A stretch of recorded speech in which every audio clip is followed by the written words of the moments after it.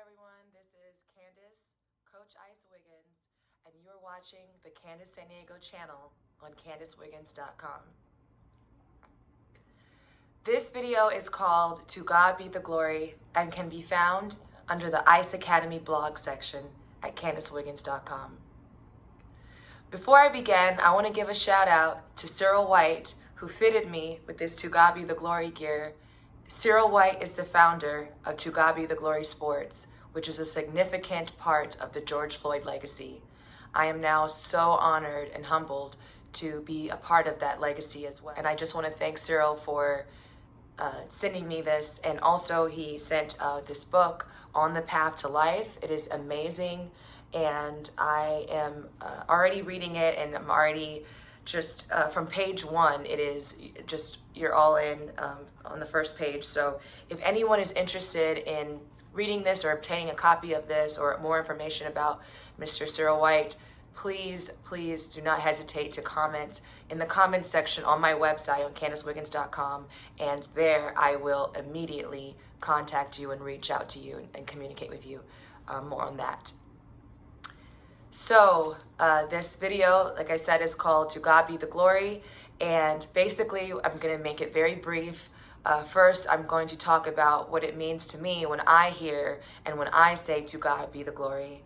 I want to talk about fellowship through team sports, and also the connection between my faith and my play.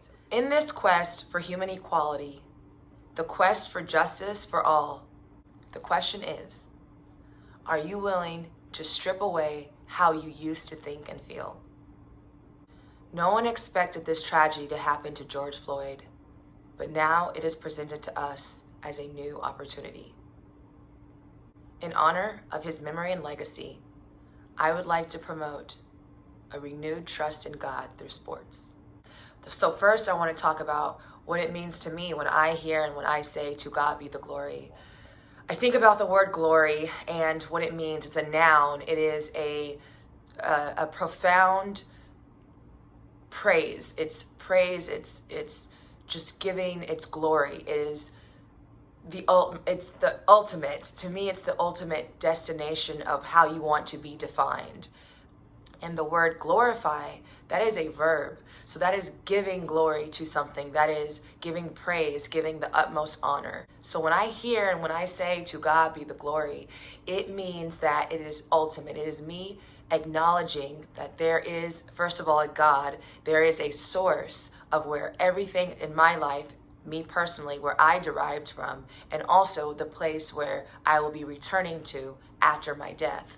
So To God Be the Glory is basically expressing the acknowledgement, expressing the fact that I believe in this ultimate source, and I give all of that source, all of the praise, all of the honor. It is basically just being completely sold out to this truth that I believe in and that I believe is possessed through the action of faith. That is what glorifying is. So this morning, for example, I woke up, I was listening to praise and worship music, and in that, it's just having that gratitude and thank you, God, for giving me another day of life. And that is what really To God Be the Glory is. It's in every little thing. It's a practice that you feel and that you really want to present through your faith. So now I want to talk about fellowship through team sports especially. And I really want to take my experiences in my personal life to express and explain just what I feel and how I feel that fellowship is probably the greatest opportunity that we have moving forward when sports continues and when everything is brought back and we're kind of back to where we used to be. This was something that took me a really long time to discover. It really took me a whole lifetime, and definitely my whole career. I had to go through my entire career in order to really understand this. And I think it's something that is probably the most unique and special experience that I've taken from playing sports. So to me, fellowship with my teammates, it happened, I played lots of sports. I played on all boys teams. I played volleyball, which a lot of people don't know about, but even with for example, my volleyball teammates, on the team there was a small body of believers, and we would gather and we would, kind of take our opportunities and our time. We had very long tournaments all day sitting there together. And during those times, we would share little bits of our faith and how we saw it. But for me growing up, I never went to church, and I never read the Bible because it was so overwhelming, and I was so focused on my goals, in the world, especially through my education, that I didn't really have the time to have that as part of my lifestyle. So when I met teammates who were, went to the church every week and had an understanding and knowledge of their faith, it was so amazing to come together and just share with them, what I believed and how I found my faith. And it was beautiful. And then it would manifest itself on the court, because we were able to come together with that fellowship and practice it on the court, and unify our teammates, and even the ones who didn't share the same fervor that we had for our faith.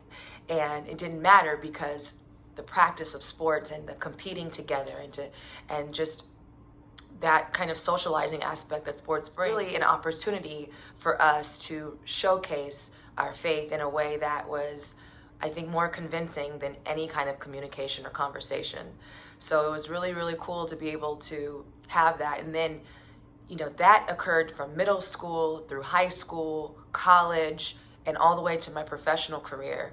This fellowship, I found this, and I have countless examples that I could bring, but one that I want to bring as a professional is, I'll never forget this, a time that I was living in Greece, in Athens. I was playing for Athinaikos, and we were playing in the Euro Cup Championship against a very, very good Russian team, and we were such the underdogs. But I remember before we went to Moscow on our trip, we went to the court, and the majority of the girls on the team were Greek Orthodox Christians.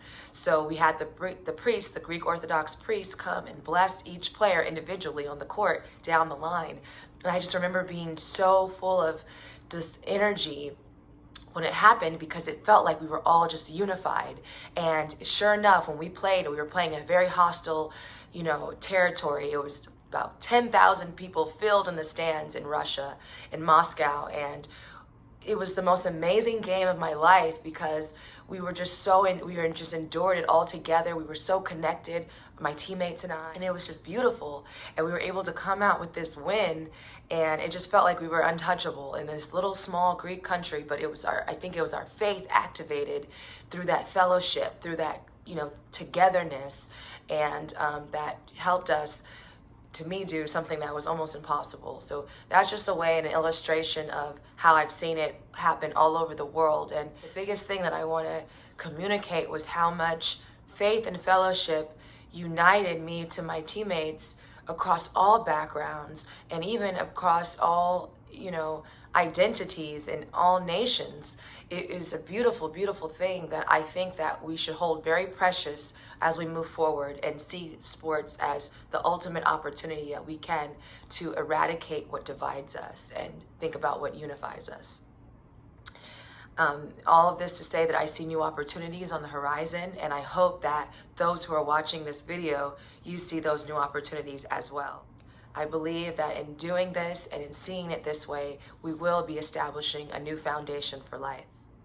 So again, thank you so much for watching, and please stay tuned. In the next few days, I will be continuing to expound on the legacy of George Floyd and digging a little bit deeper into my life experiences and what they have taught me.